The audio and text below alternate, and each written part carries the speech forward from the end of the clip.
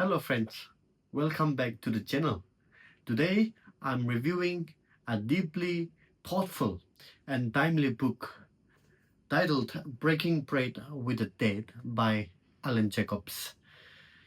I'm especially grateful to my friend, former student and colleague Pamalu Chamir for lending me this book.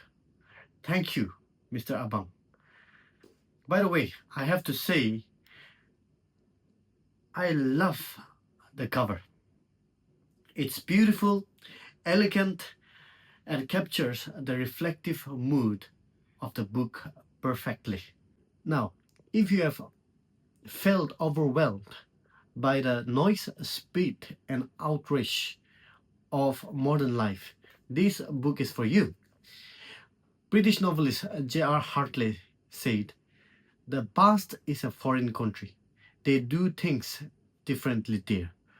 And indeed, many today are hesitant to cross that border, as the lives and views of theological or historical writers face increasing scrutiny. There's a growing tendency to avoid their works altogether. But Alan Jacobs, a professor at Baylor University, makes a compelling case. Instead of rejecting or canceling or ignoring the past, we need to renew our metaphorical passport and sit with it patiently and curiously. In this book, Jacobs argues that we stand to gain far more than we lose if we continue to wrestle with the historic texts. Yes, even when they feel outdated or offensive to our modern sensibilities. Why? Because these voices can shake us from our complacency. They stretch our thinking, they challenge our assumptions, and most of all, they help us grow in what Jacobs called personal density, the kind of rootedness and substance that leads to a more tranquil mind. At the heart of the book is a concept introduced by Jacobs. He calls it temporal bandwidth, the range of time we allow to shape our minds. The wider your temporal bandwidth, the more perspective you have. And the more perspective you have, the less you're trapped in the anxiety of the now. Jacobs critiques something he calls presentism, being overloaded with the here and now. And today, that overload comes to us more relentlessly through the internet and social media. News feeds, trending hashtags, viral outrage, constant updates. We are drowning in the urgency of the moment. And yet, as Jacobs reminds us, just because something is just because something is immediate, doesn't mean it's important. Reading all books, he says, is one way to push back.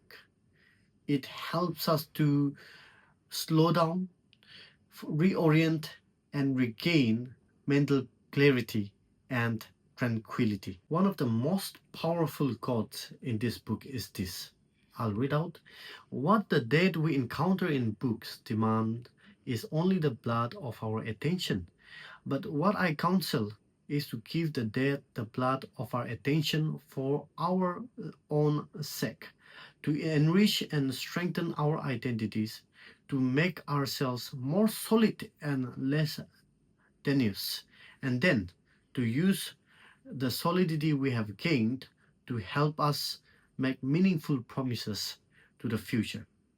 That's what personal density is about. Becoming less reactive, more grounded, and more capable of faithful living. Now, as much as I appreciate this book, I want to be honest. It is not fast-paced or light reading. Jacobs writes for a thoughtful audience and he assumes the reader already values literature and deep reflection.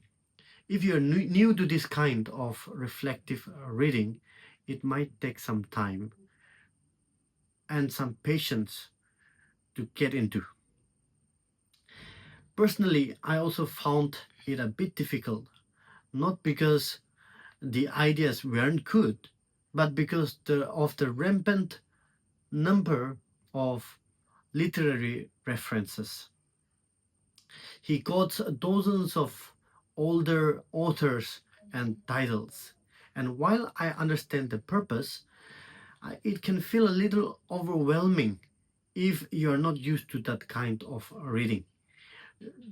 That said, some readers may find it enriching and stimulating. So I wouldn't recommend this to everyone, but I would recommend it to thoughtful readers who are seeking for a more tranquil mind, or for readers who are seeking encouragement to read old books. If you're tired of only reading what social media markets to you, this book is a strong reminder that there is deep wisdom in older voices. Breaking bread with the dead is not just a call to read old books, it's a call to become someone who listens deeply, who thinks patiently, and lives with a wider horizon than what today's headline offer. And at 8, Jacob's appeal to read old books also makes a strong case for us as Christians to treasure and return to the Bible. It is ancient, yes, but also the most helpful, the most life giving, and above all, the inspired Word of God. And Jacobs writes in his gentle envoy, "Farewell, little book. Go forth into the world, and if you can, do some good. I at least will always be in your debt.